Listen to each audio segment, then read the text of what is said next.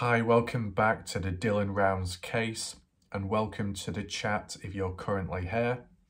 One thing I do want to announce, some videos have had to be switched around. Tonight was supposed to be a long, in-depth analysis, map style video, but because of length of time it would take to upload, and for some reason the video was uploading to 25% an hour ago and then it reset to 5%. It doesn't make any sense, but that's my reality in life. So to avoid damage limitation and provide consistency, that will be done tomorrow at 2100 hours or 21:15 UK time tomorrow night, okay? But important video coming right now in similarity, in importance, okay? You can leave your thoughts and comments as we go along and I share it with you. We're going to be taking a look at Facebook, Find Dylan Rounds, see the latest developments within the case and actions taken post-interview by the East Idaho News Channel of the Rounds family, from what was talked about, the police corruption, the police messing around and incompetence, and see, has anything changed since? Has there been any more public appeals, media coverage, that stuff, okay? So make sure to stick around for this video. Appreciate it if you're currently here watching, as said. And then if there's time afterwards, find this time, got to keep things focused, I will share with you just some additional crimes within the area, or roughly within the area, okay? So let's get into the Facebook post right now. Okay, so here we are on the site. There is a few different posts, so bear with me as I scroll down and we'll just see what shows up. You've got someone called Yaz Girlson again, or Jazz. Here we go, this is the first one. Keep using your voices. Uploaded yesterday at 14:23. Can I click on it or not? No, it won't let me. Okay, I'll read it out anyway. All the support is being heard and is very appreciated. Pick any or all of the contacts listed and let them know you support the family's request for a change in lead investigative agency. Okay. Contact information, if you still need it, Box Elder County Sheriff, and so on. Box Elder County Attorney, Utah Attorney General's Office, Utah Department of Public Safety, the Office of Utah Governor Spencer, Utah Lieutenant Governor. Is that what LT means? Bear in mind these details are publicly available, so there's no dodginess going on there, okay? Make sure you understand, YouTube, this is all publicly available. Okay, let's see what this is all about. Will it share an image? Okay. Hashtag justice for Dylan. The family of Dylan Rounds deserves the criminal investigation into his disappearance be given importance, sense of urgency, resources, cooperation, professionalism, integrity, transparency, and effective communication. Virtually every bullet point there is what's been lacking with Box Elder County law enforcement. So yeah, you can start seeing that shift, that push forwards. But when it says hashtag justice for Dylan, do they mean justice in how the case has been dealt with, how Dylan has been treated? So it's like getting justice, making up for those mistakes by Box Elder County. Or do they mean justice for Dylan in it's time to solve the case and get the criminal that killed Dylan and get justice that way? Let me know your thoughts. I'm slanting more towards getting the right resources and LE in to avenge the previous LE that messed up. Does that make sense? Okay. Next image. Don't know why I'm so breathless at the moment. Hashtag for Dylan. Is this a postcard? I support the family of Dylan. Ah, okay, so I guess these are what are being sent out, handed out, and then you send them to the address, and then it's kind of like voting in a way, or some kind of protest. I don't know, kind of like that. Is that it for that bit? Looks like it. Can I go back? Will it let me? So there we go, good. So we're back to the main page. So what do you think about that, chat? Do you think this is a useful method to raise the voices? You know, normally a lot of noise can equal some form of progression made or being heard, being listened to over a random nobody standing there with a sign saying the world's going to end. So yeah, I guess this is good, this boost, pushing forwards, fighting forwards, but does it make you think some of this could have been done earlier? Or is it just one of those things where it's happening now because it's got to that breaking point and people are entitled to speak up? Leave your comments down below. Is there anything else? Just keep on going down. Still doing a sunflower post in support of Dylan and stuff. What's this one?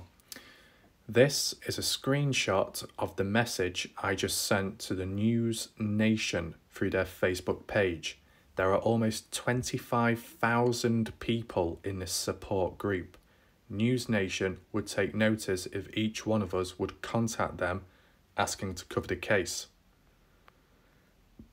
Planting seeds and sending messages to the family saying you are covering them in prayer are awesome. But we are at the point where we need to stand up and be a voice for Dylan and the family.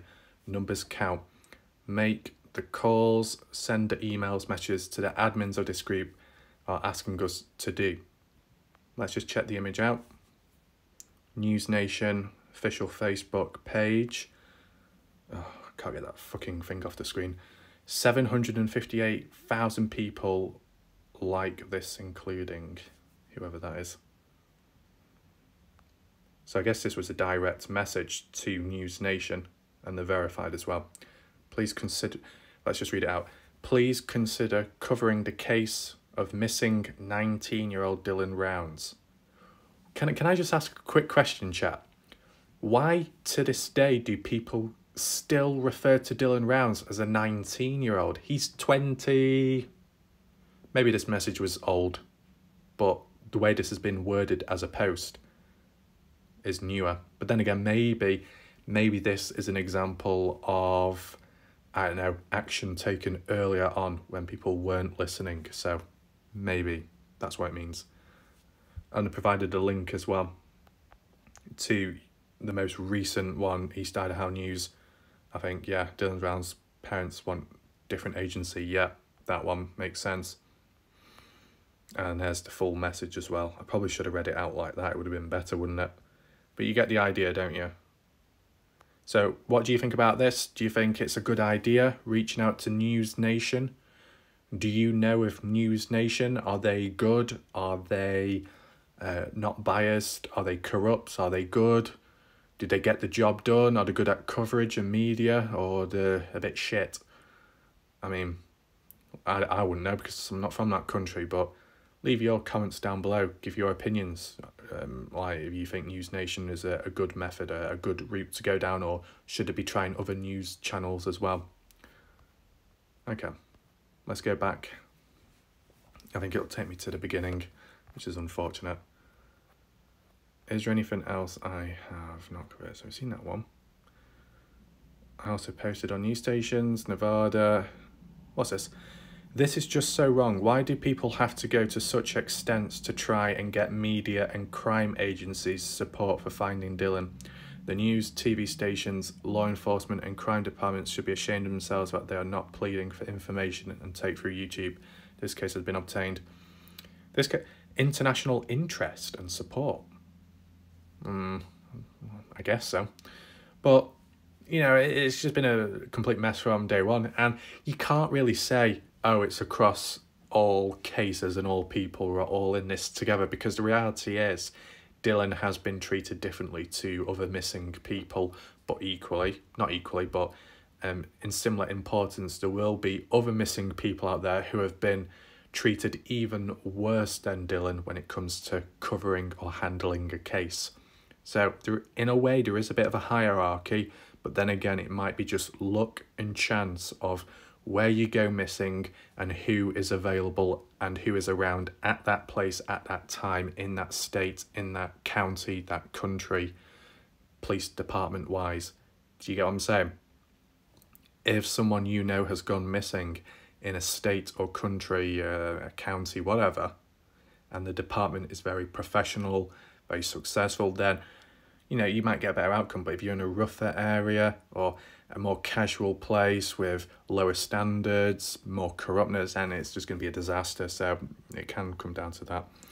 Let's see what else there is. Jazz, 1 hour ago, Utah representative contact information. So I guess that's still to do with the whole, yeah, Justin Ford, yeah, same thing.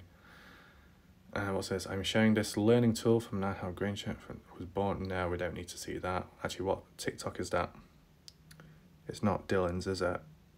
I don't know. Is that Dylan? No, it can't be. Doesn't look like it. Pumpkins or something. Farm.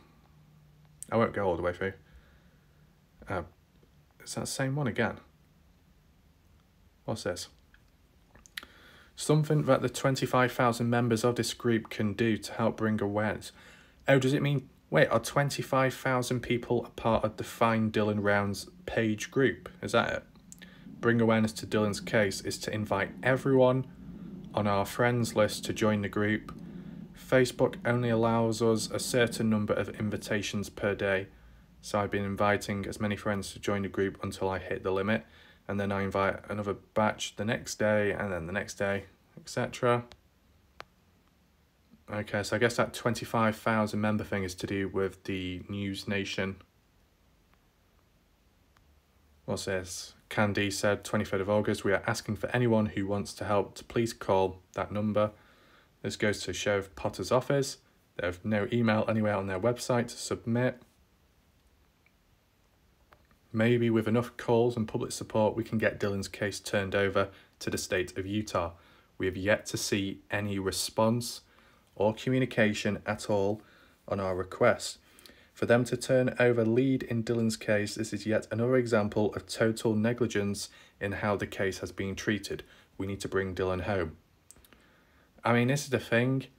You got to look at it this way. Is the LE, Box Elder County, being awkward, gatekeeping the investigation from moving on?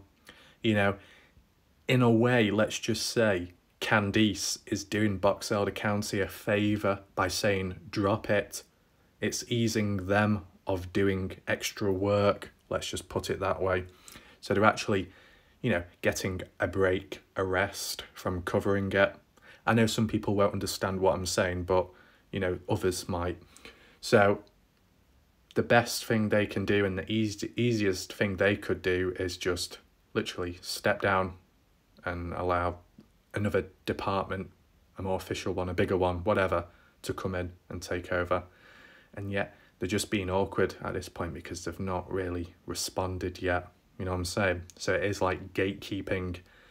As long as they remain as the main LE, then no one can really do anything unless it becomes illegal or gets very messy with all that stuff and complaints. But, you know, it just seems like they're being awkward. Do you think that? Do you think Box Elder County are being awkward? You know, aside from how they've handled the investigation and the case, like right now, the post complaints, are they going to change? Are they going to move or not? I don't know. So yeah, it is a little bit messy. Is there anything else? I don't think so. It's like just to do with... I did see Duty Ron. Yeah, he seems to be a favourite when it comes to the Dylan Rounds family, because he's like ex-law enforcement, so they will listen to him and he's probably respectful as well. I saw on Doug's channel when Doug said something about if you're using footage from Duty Ron, you better not, because he will instantly copyright strike you and copyright claims all over the place, even if you used a little bit of footage. You never know, people can be very strict, very severe when it comes to that stuff, even when it is in fair use. Many people can still claim copyright and still win.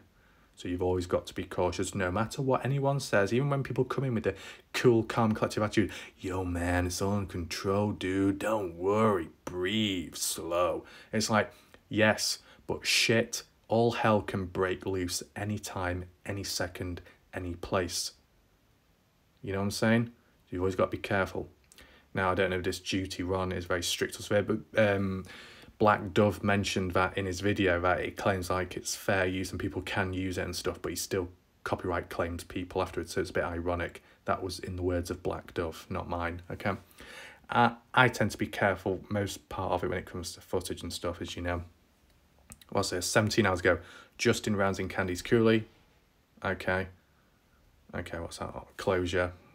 Is there anything else? So as you saw, overall, a few different things. The News Nation one, like the letter postcard system being sent out to certain individuals, phone numbers, email addresses being sent out as well to be able to reach out to Box Elder County, the sheriffs, the attorney, state of Utah. You see, a lot is going on now. There's a lot of noise being created, and I'm sure there'll be a lot of followers and supporters that will step in. You already saw it with the whole sunflower thing, you know, planting the seeds, all the people from around the different states, and maybe the odd different country, planting, sharing photos online, Facebook, maybe on YouTube. You saw the extent of that. So with that support, you know, there is more of a backing, more reliance and stability and a bit of calmness to know that there is those people out there in decent sizes that will stand by Dylan or the family when it comes to trying to solve the case. So yeah, you can leave your thoughts in the chat. What do you think about it? Are the correct steps being made? Is enough being done? Is there enough noise, or should there be more? Should they be reaching out to other news channels or other bigger YouTubers maybe? You know, you can say what you want down below. I think it's useful what they're doing, you know, just like when it's come to a smaller scale microcosm, when it's come to YouTube and just covering the Kenny Veach case, you know, a small handful of people were covering it, but not like lots of people, and not really high-end, very popular channels which are covering it day in, day out, you know what I'm saying? But because someone like me made video after video after video, realistically, quite a few could have been considered interesting, some might have been helpful, and maybe other people thought the other remainders were useless and a waste of time. But one thing that remained consistent, one thing that could never be taken away, was the noise. You know, constantly bringing it up, the case, it being appearing on maybe certain pages on YouTube, certain keywords, certain hashtags, constantly keeping it updated and live so it wouldn't literally die out. Relative at the time, as you know, I can't currently cover the Kenny Veach case because I'm focused on the Dylan Rounds one. I can only do one at a time. I know some people said about doing the Kylie Rodney one, but I was like, well, I've only just started getting into the Dylan Rounds one. I don't want to keep switching and changing, because what happens then? It gets confusing, it gets messy. You know, I'm not into that stuff, okay? And as you know, in recent time, the Kylie one has been solved. So it's like, if I did suddenly stop and put all my time, effort and focus into that, within seconds, it would have been solved. And just imagine if I made a 1 hour, 2 hour video on it, all the research, all the backing, all this and that, and then it's solved. It's like, fuck me, that was a complete waste of time. So that's why you've got to be cautious when it comes to certain cases like this. But as I said, linking back with Kenny Veach, at a point in time back then, with the noise created, it then led to other YouTubers getting involved, other hikers, and then it doing a chain reaction. You know, it's on a much, much, much smaller scale, but it just goes to show, even when you're on one platform, even when you are probably a nobody, because reality is, I was a nobody when it came to starting the Kenny Veach case, and for a couple of months, I was nothing. That's what I was. But with time, with consistency, a few more people stepped into the case just through interest, and then it did the chain reaction. And that was on a small scale on one platform, not all the other platforms, not reaching out to news channels, not reaching out to media. So if it was somewhat successful back then in this case, with a much bigger backing, a more relevant, more modern, up-to-date case, and already being covered by news channels like East Idaho News, Fox 13, ABC4 Utah, you know, there's a high chance that there could be movement, and that's what's obviously needed. So yeah, that's just my thoughts on this, okay? I do think it would have obviously been good if all this could have happened much sooner and much earlier, but you know, you got to wait to a certain point until you've had enough, and there needs to be enough unprofessionalism, disastrous moments to be able to put a case forward and say, look, this is valid, this is everything they've done wrong. Because if you did it really early on and it was only like 5 bullet points of what they've done wrong, state of Utah could say, yeah, but it's not that bad, be patient. But then if you wait for like a month or two and then you've got 50 reasons to why they've fucked up, the more likely to be listened to, it's more likely to be treated more seriously. So unfortunately, sometimes there is a bit of patience required, even if it isn't a great feeling. So let's move on to, I guess it's like other crime within Montello, or at least people from Montello who have committed crimes elsewhere, just to get a fuller picture, because as we're going along within the Dylan Rounds case, you've got unknown individuals returning back with items, you've got suspects here, you've got suspects there, you've got the main one here, but some people don't think he is. Other people think it could be somebody else or working with him. So let's look at the other criminals, just in general, within the area or brought up within the area who have caused crimes. And I'll show you the bullet points right now on that Elko Daily article, okay? So the title of this, Weekend Felony and Gross Misdemeanor Arrest. A little photo there, police car. So the first, bear in mind, some of these dates are a bit more recent compared to the Wadsworth, which was 2003 and 2005. This is more up to date, luckily. First one, Robert L. Aviles, 38 years of age, of Montello, was arrested July 3rd, 2022 at the Box Elder County Jail on a warrant for failure to appear after bail on a felony of crime. Bail, $35,000. Robert Aviles is one of the key individuals that has been associated within the Dylan Rounds case, an individual who Kurt didn't like Robert. Robert Aviles had some kind of ties with Brenner at some point, but I can get more into that in a different video, okay? Robert Aviles has been known for burglary on several occasions in the past, as well as caught in the car with methamphetamine, I believe, and drugs. So that's one of the reasons to why he's, you know, been arrested for that. Okay, moving on to the next guy. Joseph M.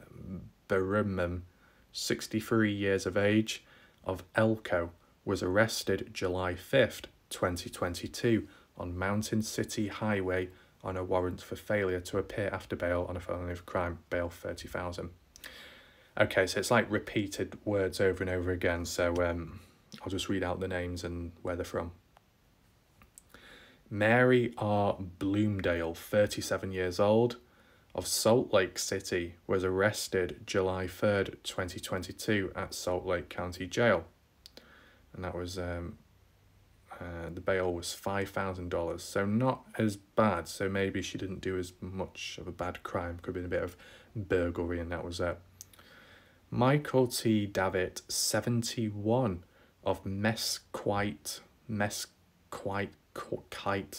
was arrested July 1st, 2022 at 101W Wendover Boulevard for felony possession of a controlled substance and on 2 bench warrants. Bail, $9,085.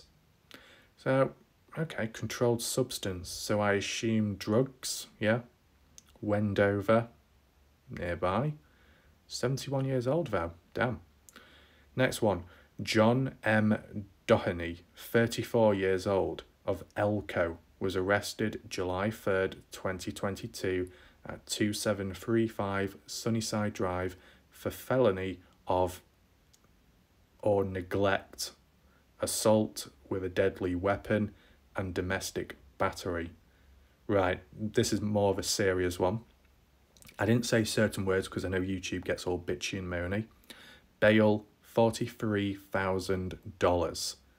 And he was 34 years old. So you're seeing that pattern again of assault on younger people, indecent, inappropriate behaviour, and so on.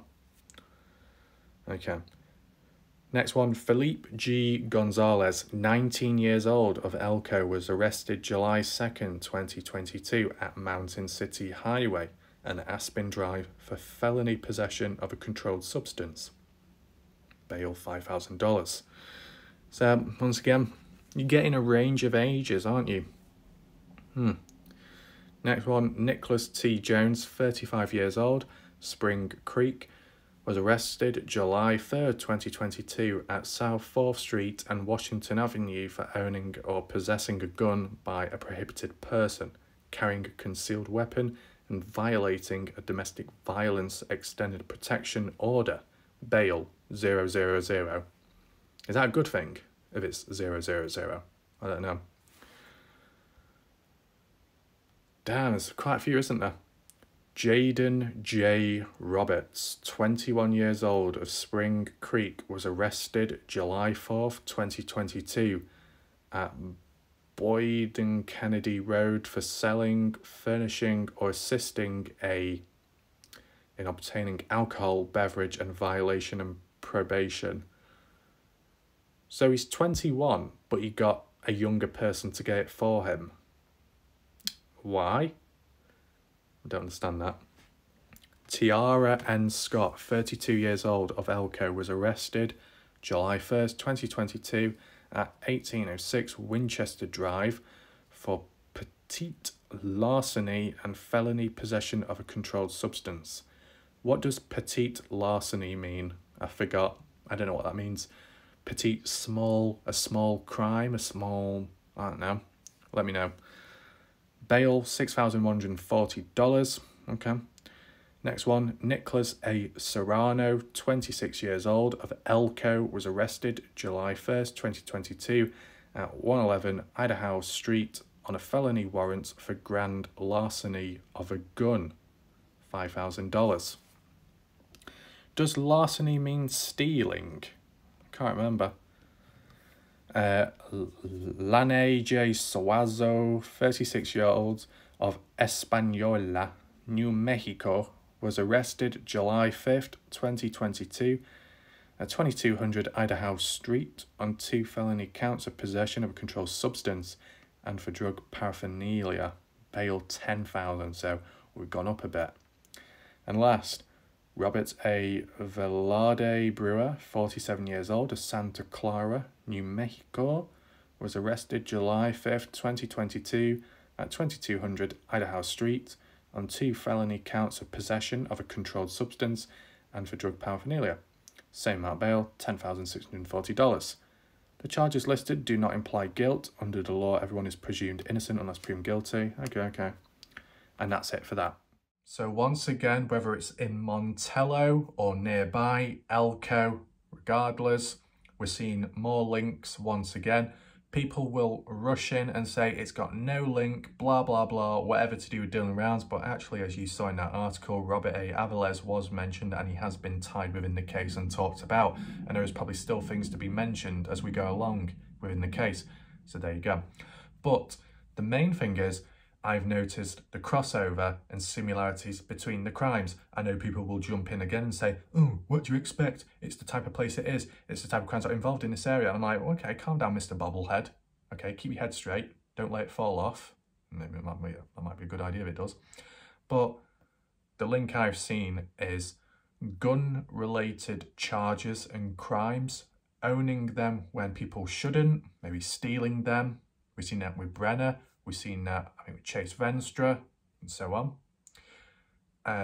Drug usage, carrying drugs, drug paraphernalia, like Robert Aviles, the ones that were listed in that list just there. And then the final one, involvement. What's an overall term I could use for it? Involvement, indecent treatment towards younger people.